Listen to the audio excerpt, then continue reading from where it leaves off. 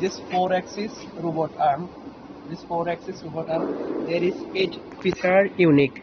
This x-axis forwarder, you see movement forwarder, and back, and y-axis, and right shift, left shift, right shift movement, and z-axis, up and down, rise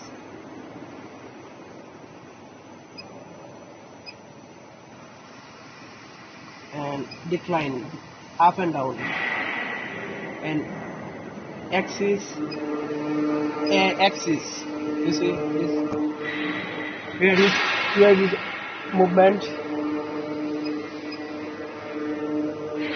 and right rotation, this is called rotation, left rotation, right rotation,